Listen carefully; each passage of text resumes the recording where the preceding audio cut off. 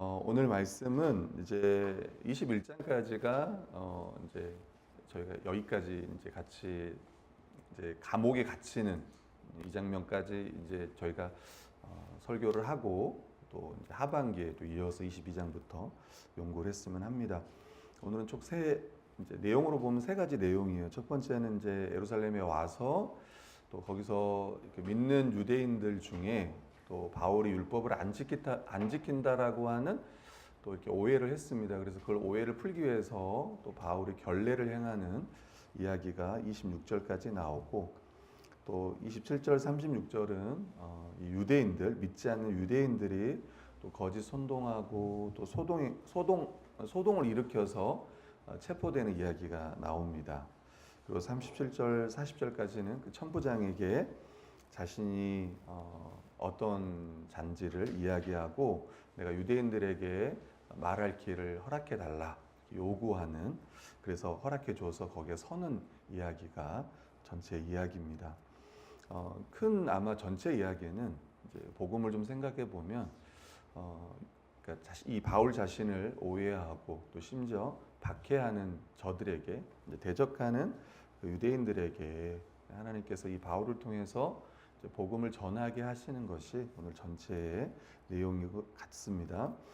17절, 26절은 앞에서 설명했던 것처럼 처음에 와서 예루살렘에 도착해서 예루살렘의 지도자였던 야고보, 예수님의 동생이었던 이 야고보와 장로들에게 이방 선교의 결실들을 이렇게 보고합니다. 뿐만 아니라 그때 이제 막 교회가 장로와 이 교회 지도자들이 또 교회가 기뻐하면서 하나님께 영광을 돌려드렸다는 이야기가 이제 서두에 시작돼요. 20절에 보면 그들이 듣고 하나님께 영광을 돌렸다 이렇게 이야기합니다. 그리고 이제 그 다음 이야기가 뭐냐면 유대인 중에 믿는 자 수만 명이 있으니 율법의 열성이 있다 이렇게 이야기해요. 그러니까 유대인들은 이제 율법을 지키는데 그게 지금까지 관행이었고 또 전통 가운데 있었던 거예요. 유대인들은 또 할례를 행하고 또 안식일을 지켰잖아요. 그러니까 예수님 믿는다고 해서 그것들을 버려버리냐 그런 건 아니에요. 근데 구원을 얻기 위해서 그걸 지키느냐, 그것도 아닙니다. 하나님은 바울을 통해 이방 선교를 이루시는 동안 수많은 유대인들을 그리스도께로 인도하셨습니다. 그럼에도 불구하고 이들은 율법을 유대인의 정체성을 지키는 관습과 전통으로 여겨서 철저히 지켰습니다. 그것을 잘못됐다고 말하진 않는 거예요. 21절, 25절에는 이 야고보와 장로들이 유대 신자들이 오해를 하니까 바울에게 정결 예식을 동참하고 또 하도록 권했습니다. 특별히 이제 뒤에 보면 21절에 보면 우리 같이 한번 읽어볼게요. 자, 읽겠습니다. 시작. 내가 이방에 있는 모든 유대인을 가르치되 모세를 발관하고 이 아들들에게 할례를 행하지 말고 또 간섭을 지키지 말라 한다 함을 그들이 들었도다. 그러니까 유대인들은 그들의 정체성, 그러니까 할례, 안식 이렇게 지키는 건 너무나 중요한 거였거든요. 그게 전통이었고 관습이었고. 근데 이제 소문이 도는 거예요. 바울이 이방에 있는 유대인들, 그러니까 이방 사람들이 아니라 이방에 살고 있는 유대인들에게 실제로 율법을 지키지 말라, 할례를 행하지 말라 이렇게 이야기한다는 거예요. 근데 실제로 그러진 않아요. 우리가 이미 앞에서 쭉 말씀을 들었지만 좀 앞에도 보면 그 사도행전 16장 3절에 보면 누구에게 할례를 행했습니까? 네, 디모데에게 할례를 행했습니다. 그리고 18장 18절에 가면 바울이 일찍이 소원이 있었으므로 갱그레아에서 머리를 깎았다. 그러니까 보통 이제 소원을 마칠 때 이제 머리를 깎습니다. 그러니까 계속 율법을 지켜왔던 거예요. 디모데에게도 할례를 행했고 또 본인도 머리를 깎았고 이것들 이제 율법을 존중해 왔거든요. 그래서 이제 23절, 25절에 보면 제안을 합니다. 여기 소원한 4사람이 있으니까 데리고 가서 정결 예식을 행하고 비용을 대신 내라. 그러면 사람들이 네가 율법을 존중하는지 알 거다. 이렇게 이야기합니다. 아마도 이제 돈 있는 사람들이 가난한 사람들이 나실인 서약을 할 때 하는 것 같아요. 이제 그 비용을 지불하는 것 같아요. 제사를 지내려면 그냥 제사 지내지 않고 뭐 짐승도 있어야 될 거 아닙니까, 그죠? 그러니까 같이 제사를 지내니까 비용을 네가 대신 내라 이렇게 하는 겁니다. 바울도 아마도 이 바울도 이제 이방에 있다가 왔으니까 정결의식으로 자신을 깨끗이 하려고 또 했던 것 같고, 뭐 이거 정확한 건 아니지만 또 소혼자들의 제사 비용을 대신 지불함으로써 이 경건한 유대인들의 과 내가 율법을 지키는 형제임을 그들에게 증명하고자 한 것 같아요. 26절에 보면 이제 바울은 성전에서 정결의식을 행하고 각 사람의 제사 드리는 기간을 이제 신고했다고 이야기합니다. 다시 이야기하면 유대인 신자들의 오해를 풀고 교회 하나됨을 위해 장로들의 권면을 기꺼이 따랐다고 볼 수가 있습니다. 우리 고린도전서 9장 19, 20절 한번 같이 한번 읽어볼게요. 읽겠습니다. 시작. 내가 모든 사람에게 자유로우나 스스로 모든 사람에게 종이 된 것은 더 많은 사람을 얻고자 합니다. 유대인들에게 내가 유대인같이 된 것은 유대인들을 얻고자 하며 율법 아래 있는 자들에게 내가 율법 아래 있지 아니한 율법 아래 있는 자같이 된 것은 율법 아래 있는 자들을 얻고자 함이라. 사도 바울의 어찌 보면 뭐 신조라고 해야 될까요? 바울은 유대인들을 얻기 위해서는 또 유대의 전통을 지켜가고 또 이방인들에게는 또 그렇지 않는, 예를 들면은 이방인들에게는 아마 막 뭐 먹었을 것 같아요. 우상에게 드렸던 제물 모르잖아요. 이게 우상에 드렸던 제물이라 그러면 안 먹었겠지만 묻지 않고 먹었습니다. 저도 그러기 위해서 우리 가족들이 제사 지내고 나면 묻지 않고 따지지도 않고 먹었습니다. 생선도 먹고 제사상에 올라가면 과일도 막 깎아서 올리고 막 그러는데 다 먹었어요. 그걸 두고 우리 아버님께서 야, 너 교회 다니는데 제사 음식 먹냐? 그러지 않았습니다. 많이 먹어라 말씀하셔서 그냥 먹었어요. 만약 아버지가 이거 제사 드리는 건데 그리스도인에게 먹을 수 있어? 그랬으면 저는 안 먹었을 거예요. 그거 말고도 음식들은 많이 있었기 때문에.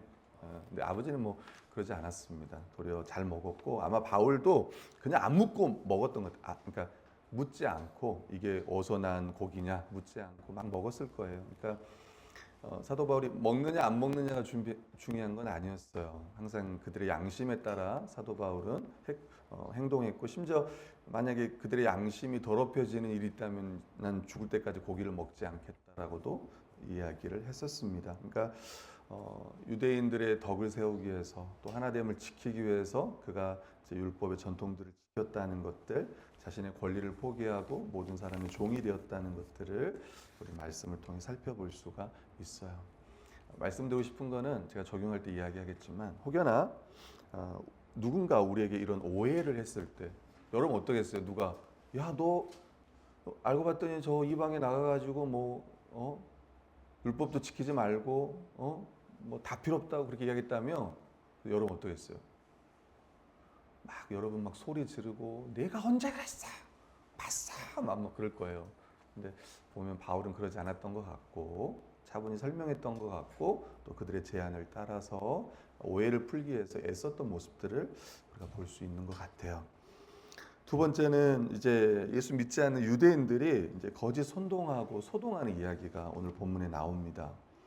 27절 30절에 보면 이제 오순절이 끝나갈 이제 7일이 됐잖아요. 이제 보통 절기를 7일 지키니까 그때가 끝날 때쯤에 이제 아시아, 우리가 말하는 이제 에베소에서 온 사람들, 아데미 외쳤던 거 기억나죠?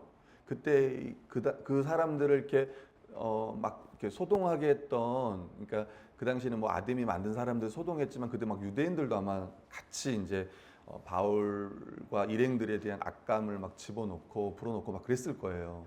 이제 그 사람들이 오순절날 이제 오순절 지키기 위해서 예루살렘에 와 있는 거예요. 바울을 발견했습니다.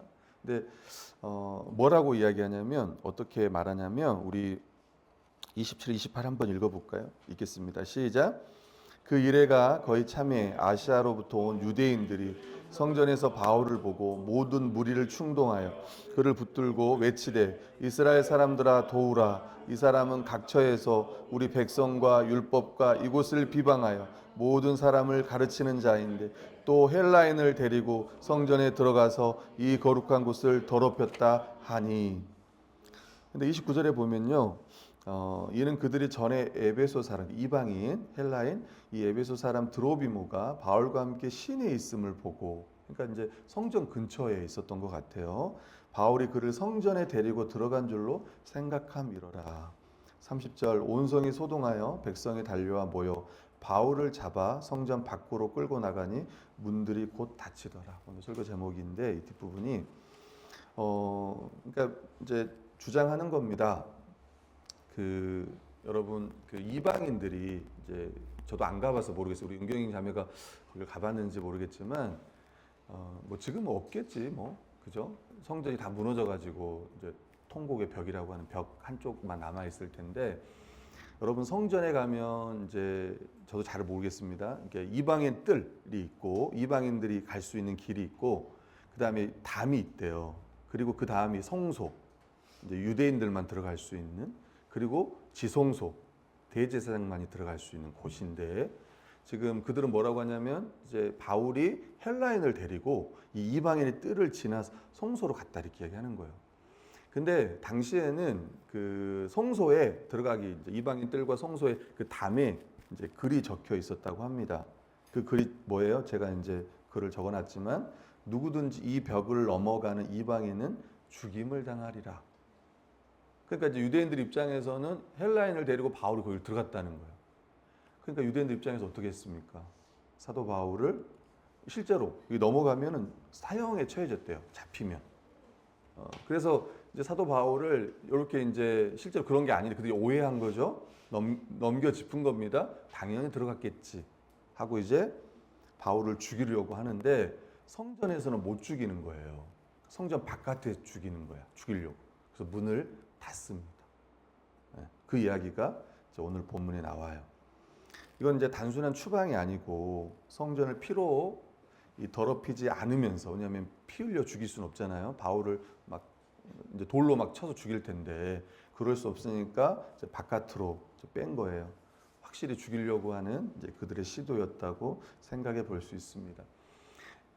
그들의 입장은 그렇고 사실 바울 입장을 생각해 보세요. 바울이 예루살렘에 온 목적이 뭐였습니까?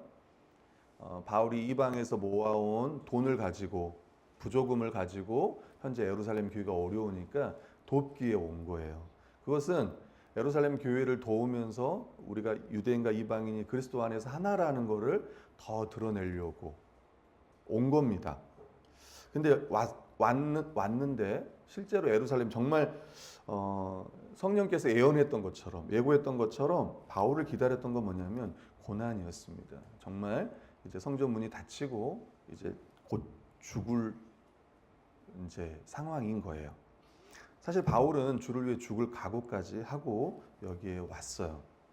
복음 안에서 교회 하나됨을 지키고 세우는 일은 목숨을 걸 만한, 또 바울이 완수해야 될 사명 중에 가장 큰 사명이었던 거죠. 이제 막 사람들이 바울을 죽이려고 막 합니다. 그게 천부장에게 들려졌습니다. 이제 여기서부터 천부장이 이제 개입을 해요. 그리고 바울을 결박해서 영내로 옮겨졌습니다. 소요 소식을 이 천부장이 들었습니다. 여러분 말 그대로 천부장은 그의 부하가 몇 명이겠습니까? 1000명이에요. 보병이 760명이고 기마병이 240명이에요. 그러니까 1000명을 거느린 지휘관이었다고 볼 수 있습니다. 특별히 이제 여기 예루살렘 성전 근처에 머물면서 요즘 성전 수비대와 같은 거죠. 유대인들이 막 폭동을 일으킬 때 그걸 대비하기 위해서 로마에서 파송한 군인들이었던 거예요. 이 사람들이 오니까 이제 바울을 치던 사람들, 이 바울의 폭행이 거기에서 멈췄습니다. 33절에 보면 이 천부장이 바울을 이제 이 소유의 주동자로 생각하고 쇠사슬로 결박을 해요. 그리고 무리에게 묻습니다. 무슨 일이냐? 어떤 사람은 이렇고 어떤 사람은 저렇고 이게 어찌할 수가 없는 거예요. 그래서 바울을 이제 영내로 데리고 갑니다. 그때 막 사람들은 막 소리를 지릅니다. 그를 없이 하자. 이 무리의 폭행 때문에 군사들은 바울을 둘러 업고 갈 상황이었어요. 모르겠습니다. 또 바울이 걷지도 못할 상황이었을지도 몰라요. 그래서 이렇게 들고 이제 영내로 가는 거예요. 이 천부장 이름이 뭐냐면 글라우디오 루시아예요.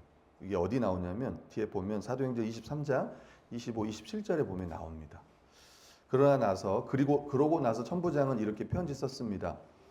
글라우디오 루시아가 벨리스 촌도 가깝게 문안드립니다. 이 사람 유대 사람들에게 붙잡혀 거의 죽을 뻔했습니다. 그러나 그가 로마 시민임을 알고 제가 군대를 동원해 그를 구해냈습니다. 이렇게 이야기해요. 그러니까 어찌 보면 이 사람을 통해서 이제 벨리스 총독 앞에 설 때까지 보호를 받은 거예요. 바울을 일시적으로 안전하게 지켜진 지휘관이 바로 이 천부장이었던 겁니다. 참 역설적이게도 로마군의 결박으로 바울의 생명이 보존되고 있습니다. 어찌 보면 이제 바울을 로마에 보내려고 하는 하나님의 이제 섭리라고도 볼 수 있습니다. 제수의 신분이지만 성경에 보면 앞에 보면 네가 후에 로마도 보아야 하리라. 자기 로마까지 가려고 했잖아요. 그러니까 사실은 이 군대 보호를 받으면서 로마까지 가요. 근데 그 28장에 거예요. 사도 바울 입장에서는 이제 이렇게까지 될지는 몰랐겠죠. 근데 하나님은 이런 체포와 또 압송을 통해서 예상하지 못한 방식으로 이 복음의 역사를 계속 로마 제국의 심장부까지 이끌어 가고 계시다는 것을 우리가 좀 생각해 볼 수 있을 것 같아요.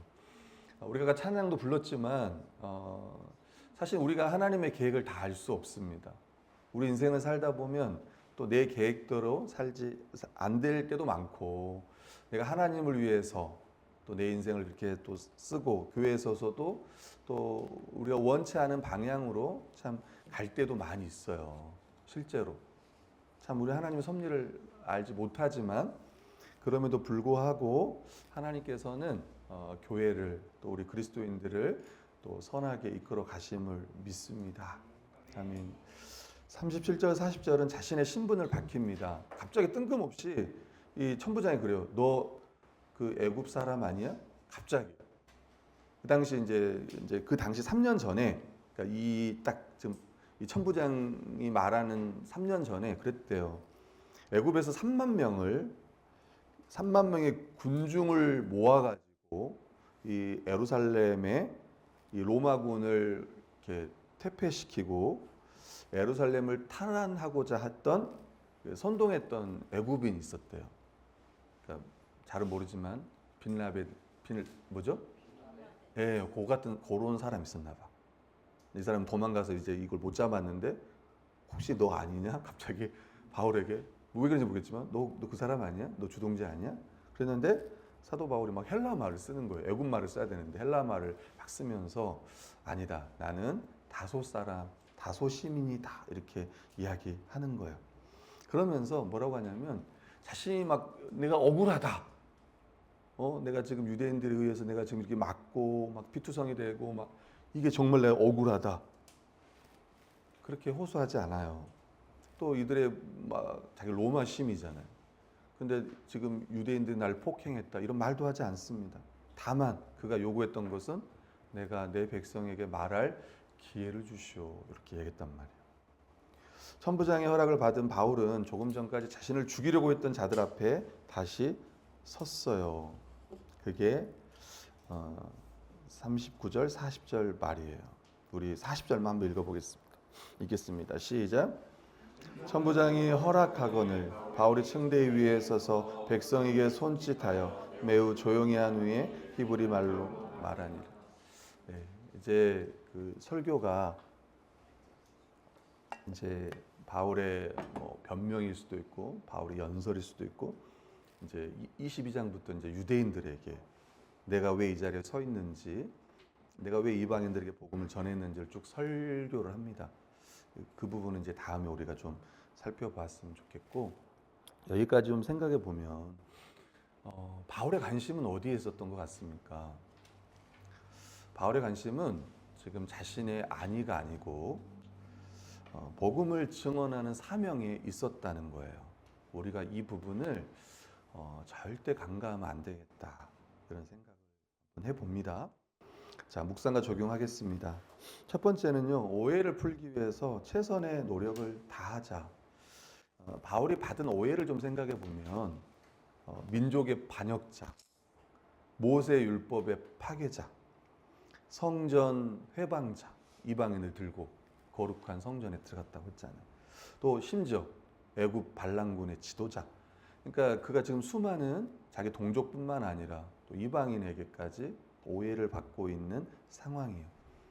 거기에 대해서 바울의 어떤 대처하는 모습을 좀 살펴보면 우리도 이제 이런 오해와 또 여러 가지 또 어려움을 당할 텐데, 그때 우리가 해야 될 거는 첫 번째는 뭐냐면 이 복음의 진리를 훼손하지 않는 범위 안에서 이 오해를 풀기 위해 최선을 다하는 거예요. 바울은 복음의 진리를 훼손하지 않는 범위 내에서 유대인의 형제들의 오해를 풀기 위해 율법의 관습이라고 말하는 이것을 기꺼이 따랐습니다. 우리 고린도서 9장 19, 23절을 보면 우리 쭉 읽었던 건데 22절부터 좀 23절 읽어볼까요? 읽겠습니다. 시작. 연약한 사람들에게 내가 연약한 사람처럼 된 것은 연약한 사람을 얻기 위해서입니다. 내가 여러 사람에게 여러 모양이 된 것은 어떻게 해서든지 몇 사람이라도 더 구원하기 위함입니다. 내가 복음을 위해 이 모든 일을 하고 있습니다. 그것은 내가 복음이 주는 복에 참여하기 위함입니다. 그러니까 유대인들에게는 유대인들에게, 이방인들에게는 이방인에게 이렇게 생각하면서 대하면서 나갔던 거예요. 바울은 율법 준수가 이 복음의 진수를 가리는지 아닌지 상황에 따라 유연하게 행동해요. 특별히 유연성이라고 하는 이게 참 중요한 것 같아요. 그러니까 우리가 이제 어떤 사람은 어떤 자기 어떤 그런 신조와 이것들을 그냥 밀고 나가는 사람 있잖아요. 그게 진리를 위한 거라면 괜찮습니다. 근데 한번 내가 이렇게 밀고 나가는 것이 교회의 하나됨과 또 어떤 뭐랄까요, 어떤 구성원을 해치지 않는 그 공동체를 위하는 것인지는 좀 생각하면서 행동하면 좋겠다 싶어요. 사실 사도 바울은 내가 모든 사람에게 자유하다고 이야기해요. 쉽게 말하면 유대인이든 이방인이든 다 자유한 사람입니다. 근데 율법 아래 있는 자들에게는 율법 아래 있는 자처럼 그렇게 처신할 수 있었던 것은 그가 복음에 대해서 잘 알았고 또 복음을 전하여 사람들을 얻기 위함이었다고 오늘 성경은 말하고 있어요. 또 복음으로 말미암아 그에게는 성숙한 인격이 있었던 거예요. 오래 참을 수도 있었고 또 교회 하나됨을 위해서는 심지어 죽을 것까지 각오했었기 때문인 거죠. 루터는 말합니다. 그리스도인의 자유라는 소책자에서 말합니다. 그리스도인은 모든 것으로부터 자유한 자유인이다. 그러나 사랑 때문에 그리스도인은 모든 사람의 종이 될 수 있는 자유인이다. 그러니까 우리가 오해를 풀려고 할 때 그때 정말 내가 정말 이 사람들을 사랑하는가 자신들을 돌아볼 필요가 있는 거예요. 정말 이 사람들을 미워해서 내가 더 해를 가하기 위해서 그렇게 하는 것은 아닌지를 한번 좀 돌아볼 필요가 있을 것 같습니다. 보통 우리는 이유 없는 오해를 받을 때 되게 이제 우리 마음에 드는 감정 어떤 감정이에요? 누가 날 오해할 때? 억울해요. 믿었던 사람이 또 그러면 어때요? 억울하기도 하고 화가 나고 그 전에 아마 섭섭할 거예요. 섭섭한 마음이 우리 안에 있을 거예요. 그래서 우리가 하는 많은 행동 중에 가장 쉬운 행동은 뭐냐면은 이제 그 사람들과 거리를 두기 시작해요. 거리. 가까이 하지 않습니다. 심지어 이렇게 말하는 사람도 있어요. 안 보면 되지. 안 보면 되지. 이렇게 생각하는 사람도 있어요. 이게 뭐 남의 이야기는 아닙니다. 저의 이야기이기도 해요. 이번 한 주에 좀 그런 일들이 있었어요. 네, 좀 비밀로 해주시길 바랍니다. 어떤 일이 있었냐면 이제 결이 이제 치료를 좀 더 하려고 아버지에게 전화를 했었어요. 아버지한테. 그러니까 이제 아버지 얼마가 들 거 아니 얼마도 얘기 안 했어요. 아버지 일요일 달에 결이 이제 어린이집을 안 가고 오전에 좀 치료를 받아야 될 것 같아요. 그러니까 아버지가 우리 아버지는 참 구두쇠예요. 항상 이야기했지만 대학 다닐 때 한 번은 그러시더라고요. 제가 전세금이랑 뭐 학비가 필요했어요. 그게 제 기억으로는 정확히 1,816만 원이었습니다. 전세금 1,500에 학비가 316만 원이었어요. 근데 아버지 제가 1,800 그러니까 이렇게 돈이 필요합니다. 그러니까 아버지가 웃으시면서 그래? 그럼 2천만 원 보내주면 되겠네? 딱 그러더라고요. 그러니까 내가 딱 생각하니까 180이 남는 거예요. 그잖아요. 1,816만 원이니까. 아버지는 2천만 원을 보내주겠다. 저는 속으로 그랬어요. 우리 아버지가 그럴 사람이 아닌데. 그럴 사람이 아니에요. 그 다음날, 그날인가 그 다음날 돈이 들어왔어요. 얼마 들어왔을까요, 여러분? 아니요. 1,820만 원. 그래도 4만 원을 더 보내주셨어요. 우리 아버지 그러신 분이었습니다. 근데 그 아버지께서 지금까지 이제 돌이켜보면 지금까지 뭐 대학원 학비도 처음에 내주시고 대학교도 다 보내주고 신학교도 다 보내 믿지 않는 분인데 그렇게 해주시니까 많이 해주신 거죠. 그러니까 저를 위해서는 많이 해주셨던 거예요. 너무 감사하고. 그래서 이제 이건 지금 이야기는 결의치료비 이야기입니다. 우리 아버지가 그렇게 구두쇠지만 저를 다 해줬어요. 다 대학원까지 가르쳐 주셨으니까 시골에서 이제 결의 이제 치료비 이야기였습니다. 그러니까 아버지가 뭐라고 하냐면 현준아 나도 지금 농기계 대출도 있고 많이 힘들다. 그렇게 알고 끊는다. 끊어버리신 거야. 근데 이거를 제가 스피커폰으로 했어요. 근데 우리 아내도 듣고 있는 거지 이거를. 그래가지고 아내가 그러니까 저는 우리 아버지 그럴 뿐인지 알고 있었으니까. 이제 사실 뭐 저도 그렇고 우리 아내도 너무 막 이제 그 말을 듣고 또 힘들어했죠. 아무튼 그런 이제 가슴 아픈 일이 뭐 있었습니다. 뭐 아버지가 돈이 없으면 어쩔 수 없는 일이었지만, 근데 아내는 이제 그런 서운함보다는 어떻게 안 물어보나. 그러니까 돈을 못 해주지만 얼마가 들어가냐, 뭐 좋냐 이런 걸 안 물어보니까 이제 그 말 때문에 소원했던 거였죠. 그러니까 저도 이제 이번 한 주간이 좀 그랬어요. 꼭 그것 때문만은 아니었는데 그것도 있고 그래서 이런 상황에서 사실은 참 섭섭한 마음이 들고 그렇다고 해서 부모님인데 안 볼 수 있나요? 또 그렇지도 않고 지난 날을 생각해 보면 참 베푼 은혜가 참 크고 근데 말씀드리고 싶은 건 뭐냐면 이제 바울의 입장에서 이제 바울은 어떻게 이럴 수 있었을까 생각해 보면은 일단 먼저는 바울은 자기 입장보다는 그들의 입장을 생각했던 것 같아요. 쉽게 말하면 처음에 왔을 때 유대 그리스도인들, 강경파 유대 그리스도인들, 율법을 잘 지켰던 유대 그리스도인들, 그러나 오해했던 이들 위해서 어떻게 했냐면 그들의 입장을 먼저 생각했던 것 같습니다. 그리고 그걸 기꺼이 받아들였어요. 야고보와 이 사도들이 제안할 때 그걸 받아들이고 굳이 그렇게 안 해도 됐는데 굳이 준비된 네 사람과 함께 결례를 행하는 모습을 보여주는 거야. 제가 책을 보면서 어떤 내용들을 좀 봤는데 이렇다고 하더라고요. 죄인은 오해하고 정죄하기를 잘하지만 의인은 이해하고 용서하기를 힘쓴다. 그러니까 사도 바울은 먼저 이 상황을 받아들이고 더 이해하려고 애를 썼고 그럼 내가 어떻게 해야 되나 그리고 또 용서하기를 애썼다고 생각해 볼 수 있을 것 같습니다.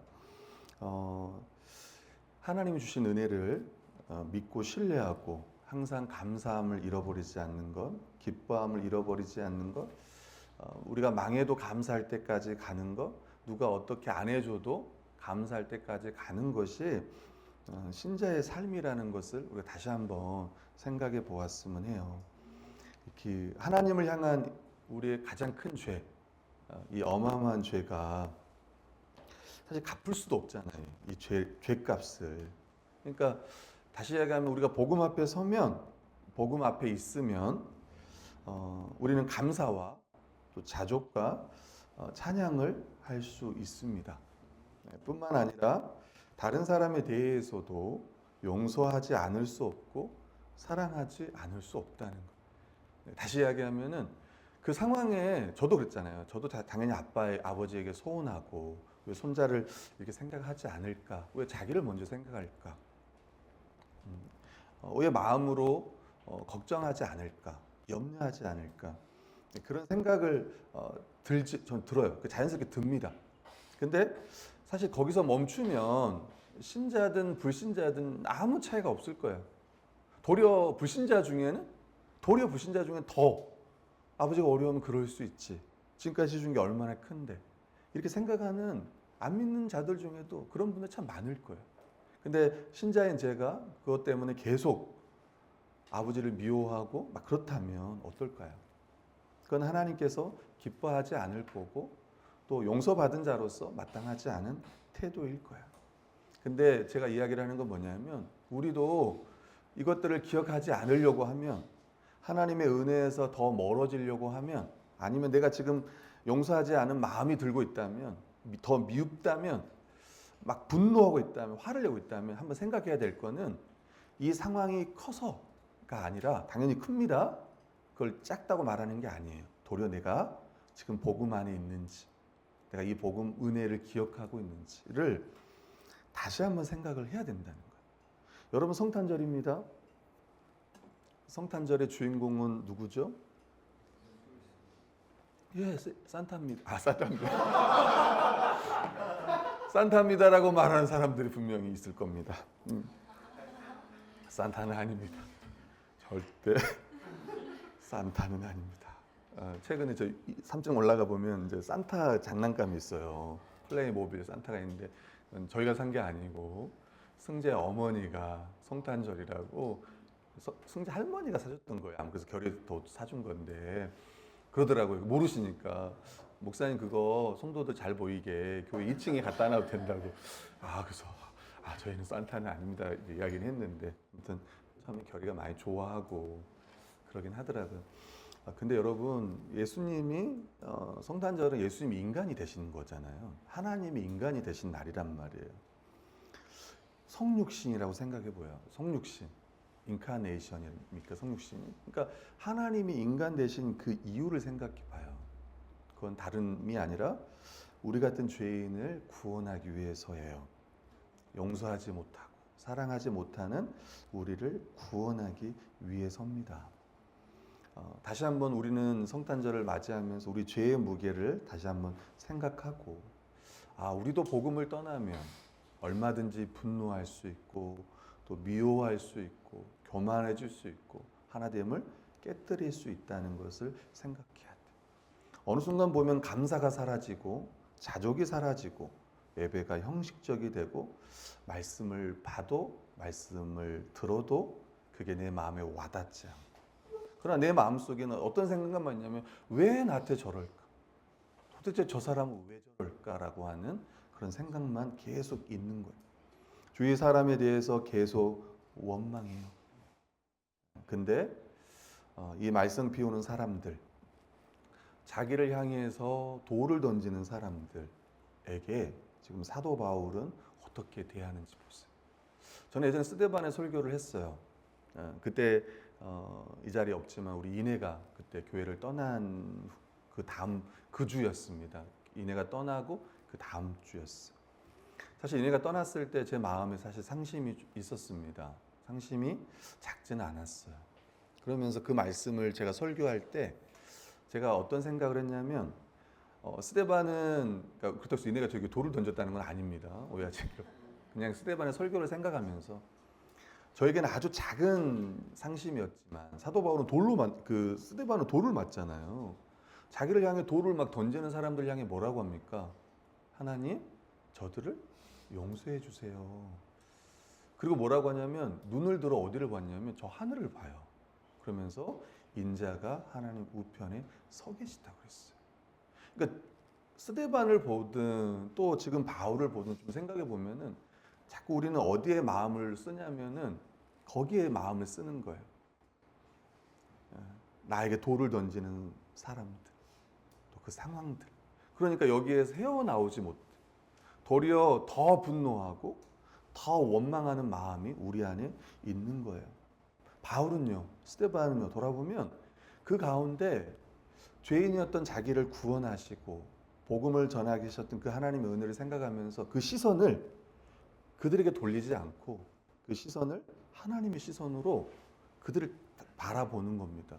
생각해보세요. 여러분 돌 던졌던 사람들 앞에 지금 사도 바울은 다시 서요. 말할 기회를 얻고 그 뒤에 보면 다시 복음을 전합니다. 그 은혜의 복음을 다시 전하는, 쉽게 말하면 다시 말하면 긍휼의 마음으로 전하는 거예요. 저는 그게 쉽지 않다고 생각합니다. 우리는 바울이 아니고 우리는 스데반이 아니기 때문에 그게 쉽지 않다고 생각해요. 그러나 그럼에도 불구하고 우리 안에도 동일한 누가 계시냐면 예수님이 계시는 거예요. 우리 안에 성령님이 계시는 거예요.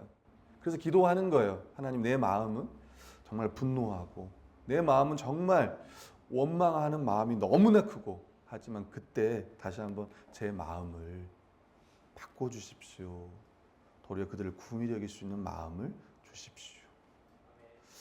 두 번째는 교회 하나됨을 위해 자신의 권리와 자유를 기꺼이 지금 사도 바울은 내려놓았습니다.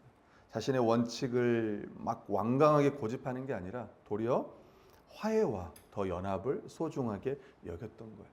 어찌 보면 이런 거 보면 참 눈치가 중요한 것 같아요. 그런 분위기를 파악하고, 이제 눈치가 없는 사람들 있죠.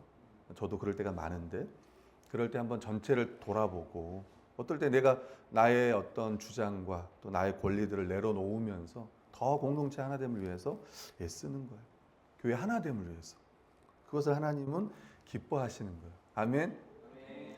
그게 진짜 복음의 어떤 진리를 훼손하는 일이라면 목숨을 걸고 싸워야지. 심지어 돌을 들고 던지서라도 싸워야지. 근데 그게 아니라면 내려놓아야 돼. 그래서 가끔 그런 말 있지 않습니까? 사람이 중요하다. 누가 했던 말인지 모르겠지만 사람이 중요하고 교회가 중요하고 일보다 그게 정말 어떤 교회를 사실 돌아보면 그런 것 같아요. 7년 동안 돌아보면서 어떤 일 때문에 또 획기적인 변화가 일어났는가? 뭐 그러진 않고, 그거는 직장도 마찬가지로 생각을 해요. 자기 거 좀 내려놓아도 문제 없다고 생각이 듭니다. 사도 바울은 결박과 환란이 기다리는 것을 알면서도 이 하나됨을 위해서 예루살렘에 왔고 죽음의 위기까지 지금 감당하게 된 거예요. 바울에게는 그게 참 중요했던 거예요. 어떤 것보다 교회의 하나됨, 이게 너무 중요했던 거예요. 우리는 교회와 지체들을 돕고 섬기기 위해서 또 하나됨을 지키기 위해서 더 애를 써야 될 거예요. 이제 마지막으로는요, 오해를 넘어 대적하는 자들에게 복음을 전하자. 한번 이제 바울의 삶과 또 이 스데반의 삶을 생각하면서 저에게도 그렇고 성도들에게도 그렇고 도전하는 겁니다. 그냥 우리도 똑같이 미워하고 분노하고 그렇게 우리가 우리 인생을 마감할 것인가? 2025년을 그렇게 우리가 마감할 것인가? 바울은 억울하게 지금 체포된 상황입니다. 그죠? 근데 자기가 막 이 무죄를 막 해명하기 위해서 막 그렇게 애쓰지 않습니다. 도리어 자신을 죽이려고 했던 사람들에게 복음을 전할 기회를 달라고 이 천부장에게 당당하게 그가 요구하고 있다는 거예요. 성도는 억울하게 당하는 고난조차도 주님의 뜻을 이루어 가시는 과정임을 믿어야 된다는 거예요. 아멘. 그래서 지금 하나님께서 내게 주신 이 가정에, 또 이 직장에, 또 이 교회에 하나님께서 보내주신 목적, 또 은혜, 또 사명을 기억해야 됩니다. 아멘. 가끔은 내 직장을 원망하는 사람도 있고, 또 결혼해서 내 남편, 내 부인, 또 운경이 상하니 막 원망하면서 그럴 수도 있고, 혹시 우리 호창 형제님도 웃고 계시지만 그럴 수도 있고, 우린 몰라요. 내 선택일 수도 있고, 자의적 선택일 수도 있고, 아니면 타의적 선택일 수도 있지만, 그럼에도 불구하고 그 모든 과정에 하나님의 섭리가 있다. 그리고 하나님의 뜻을 이루어가는 과정이다. 그걸 기억해야 되고, 두 번째는 오해를 받거나 억울한 일을 당했을 때 그 상황 속에서 하나님의 뜻이 무엇인지를 또 함께 구하며 더 우리는 믿음으로 반응해야 될 거예요. 그리고 도리어 예수님께서 말씀하셨던 것처럼 원수가 너의 뺨을 때릴 때 어떻게 하라고 했습니까? 왼뺨을 돌려대라고 했잖아요. 또 심지어 원수를 위해서 기도하라고 했잖아요. 원수가 오리를 가자 그러면 심리를 가자 그랬죠. 원수가 이런 말은 좀 그렇지만 겉옷을 달라 하면 속옷같이. 그러니까 좀 표현이 그 성경에 있는 거예요. 근데 없는 게 오해하지 않기를. 산상수훈에 거기에 있는 본문. 그래서 원수를 위해서 기도하라. 원수를 사랑하라. 도리어 우리로 따진다면 정말 사랑하는 최고의 표현은 뭘까? 그를 용서하면서 그들에게 예수 그리스도의 십자가의 복음을 전하는 것일 거예요. 아멘. 그래서 그런 상황을 맞이할 때 너무 억울해하지 않고, 억울하죠. 섭섭한 마음도 들고, 그것을 멈추고, 너무 크게 가지 않고 멈추고. 성경은 분명히 말합니다. 화를 내더라도, 분이 나더라도 하루를 넘기지 말라고 하는 우리 주님의 말씀을 기억해야 돼요. 아멘. 혹시 여기 계신 분 중에 이 화가 아직까지 자기 나이만큼 45년 동안 저는 아버지를 용서할 수 없었습니다. 좀 더 우리 서아는 좀 더 적게 살았으니까 12년 동안. 여러분 혹시 그렇나요? 아니 날까지 세면서 성경은 분명히 하루 이상을 넘기지 말라고. 다음 또 고백은 그래요. 너 때문에 내가 24시간 59분 동안 분노에 차 있었다. 24시간 59분 59초까지 화가 있었다. 그래서 나는 말씀대로 하루를 넘기지 않았다. 근데 사실 그때는 해가 넘어가도록이니까 사실 하루가 짧아요. 여러분 생각만큼 24시간이 아니고 빨리 화를 풀어라고 하는 성경의 말씀이에요. 이제 그래서 화를 내지 않고 더 하나님 베푸신 은혜들을 더 생각하고 또 그 자에게 어찌 보면 원수 같은 자에게 복음을 전하는. 그리고 분명히 말하지만 교회 신자들 안에는 원수가 없다는 것을 다시 말씀드립니다. 가끔은 신자 중에도 원수로 생각하는 분들이 있어서 미리 말하지만 형제 자매예요. 절대 안 믿는 사람이 원수가 될 수 있어도 한 가족입니다. 원수 같은 분이겠죠. 같이 우리 찬양하고 마치겠습니다. 우리 마지막에 불렀던 찬양.